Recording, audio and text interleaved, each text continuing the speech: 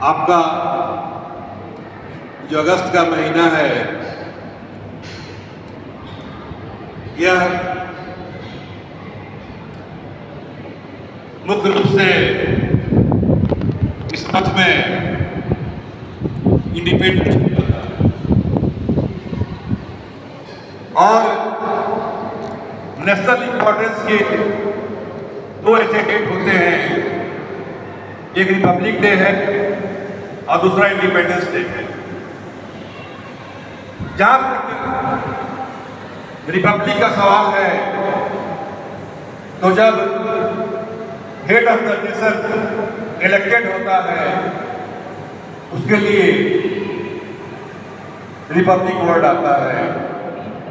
India Republic है, लेकिन जो हम पर 200 ईयर्स तक लगभग रूल किया ब्रिटेन, आज भी रिपब्लिक नहीं है। तो आइदर डायरेक्ट या इनडायरेक्ट रिपब्लिक वही स्टेट होता है जहां की head of the nation elected होता है। दूसरी बात, कि हमारा इंडिपेंडेंस डे जो कि 15 अगस्त को है, और इस दिन हम फ्लैग होइस्टिंग करते हैं। अब यहां भी अंतर आता है कि फ्लैग होइस्टिंग और अनफर्ल, यहां हम ध्वजारोहण करते हैं। जो हम फ्लैग जो हम लगाते हैं तो नीचे से होते हुए ऊपर जाता है, और उस समय ऊपर जाकर के वो फिर बांधता है। और जो अनफर्ल होता है वहां फ्लैग ऊपर बांधा रहता है।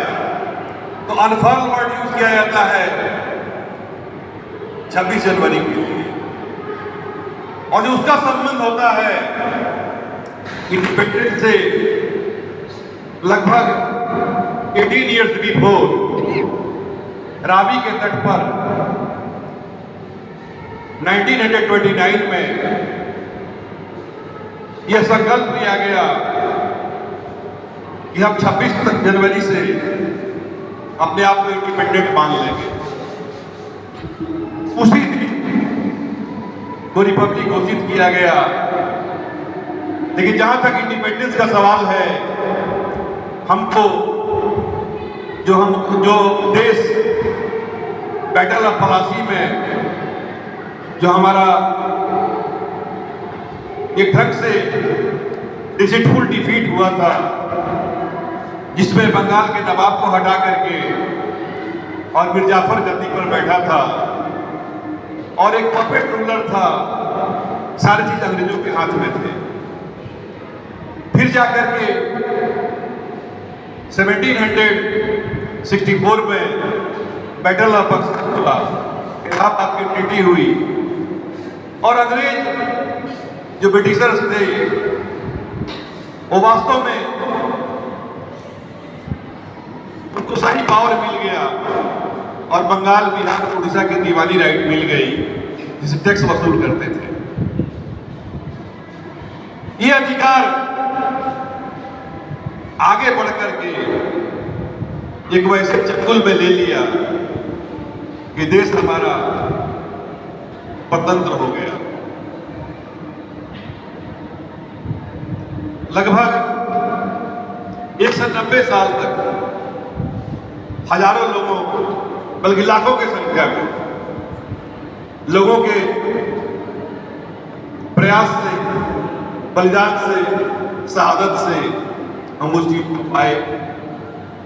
यहां भी आप देखिएगा तो दो वर्ड आता है, एक फ्रीडम है और दूसरा लिबर्टी है।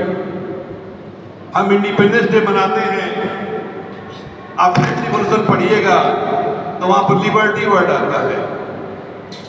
इस सब में चूंकि हमारा जो स्वतंत्रता है, स्वतंत्र, अपना तंत्र, यह हमारी स्वाभाविक क्षमता होती है कि हमारा तंत्र पर अपना पकड़ रहे। लेकिन जब एक सामाजिक अनुबंध के तहत कानून से या अन्य रूप में कुछ लिमिटेशन के साथ ये प्रोडक्ट की जाती है, तो वहां पर लिबर्टी वर्ड,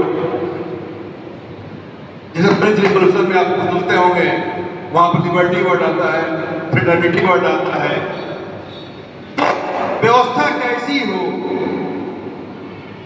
जो कि वर्ल्ड में हर जगह लोगों ने अपनी अपनी व्यवस्था बनाई। कहीं मोनार्की था जहां राजा का बेटा राजा होता था। यूरोप में जब मेडिवल फेज था तो वहां पोप जो था, पोप कहता था कि सारे पावर मेरे पास है। समय के साथ किंग स्ट्रॉन्ग होने लगा। किंग को लगा कि नहीं, पावर तो मेरे पास है। दोनों यह दावा करने लगे कि हम धरती पर ईश्वर के प्रतिनिधि हैं, डिवाइन पावर हमें है। दोनों एक दूसरे पर कीचड़ उछाले। पोप ने कहा ये अधिकार राजा को नहीं है, किंग को नहीं है, और किंग ने कहा कि यह अधिकार पोप को नहीं है। स्वाभाविक है कि जब दोनों एक दूसरे पर इस ढंग का आरोप लगाएंगे तो इसके बाद से जनता इस बात को समझ गई कि नहीं, ये पावर किसी के पास नहीं है, ये पावर हमारे पास है। और संप्रभुता का कंसेप्ट आया, सॉवरेनिटी का कंसेप्ट आया। अल्दो इंडिया में आज से 26 साल पहले वैशाली रिपब्लिक था। बहुत बड़े स्कॉलर थे ये साल देकर, उन्होंने 16 महाजनपद और 10 रिपब्लिक, इस पर बहुत सारे काम किए। आप लोग अपने रिसर्च के बुक में भी पढ़े होंगे कि ऋग्वैदिक पीरियड में जन था, लेटर वैदिक पीरियड में जनपद हो गया, और वहीं जब बुद्धा का टाइम था तो महाजनपद हो गया, और वहीं महाजनपद आगे चल करके उसमें 4 पावरफुल हो गए, मगध, कोस्टल, मत्स्य और अवंती। और फिर मगध इतना पावरफुल हुआ कि पूरे इंडियन सब कॉन्टिनेंट पर जो 5.2 मिलियन स्क्वायर किलोमीटर का एरिया है, जिसमें कि इंडिया, पाकिस्तान, बांग्लादेश, नेपाल, कश्मीर से कन्याकुमारी तक, वो सारे क्षेत्र आते हैं। तो इतना बड़ा हमारा क्षेत्र था। आज 3.2 मिलियन स्क्वायर किलोमीटर है। अखंड भारत की अपनी बात होती है, लेकिन समय के साथ इसमें कुछ क्षेत्र अलग हुए।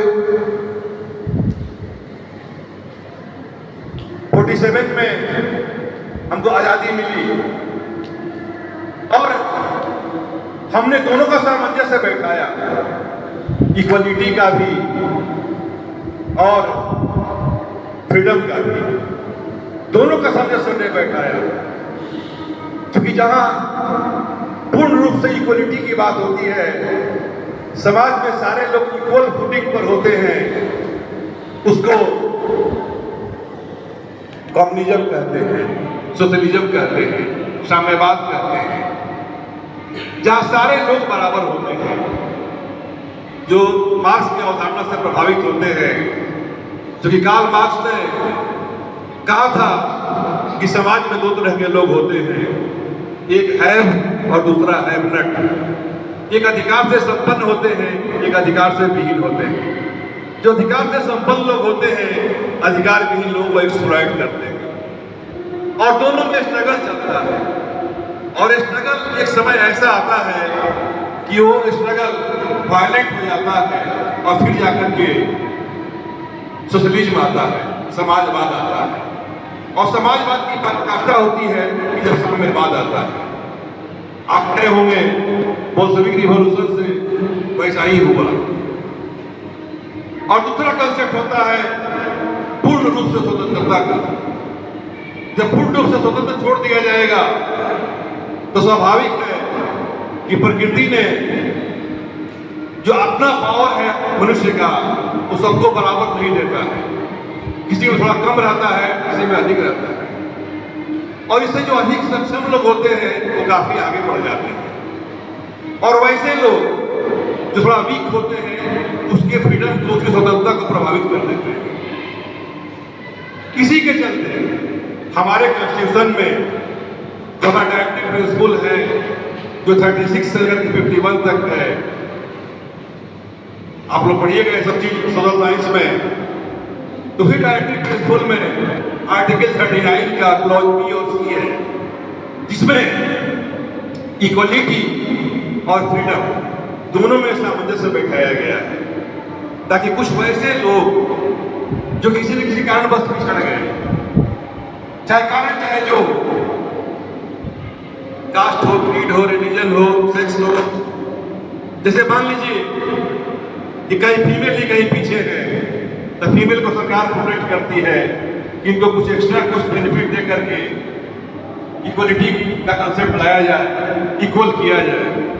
समाज में कुछ वैसे लोग जो कि अपने अधिकार से उतने उपयोग नहीं कर सके, कहीं ना कहीं पिछड़ गए, तो उनके लिए तरह तरह के प्रोग्राम बनाए जाते हैं, चाहे वो पंचायत के स्तर पर हो, चाहे वो स्टेट के लेवल पर हो, कंट्री के लेवल पर हो, किसी रूप में नरेगा मनरेगा किसी भी ढंग का प्रोग्राम हो, तो ये किया जाता है।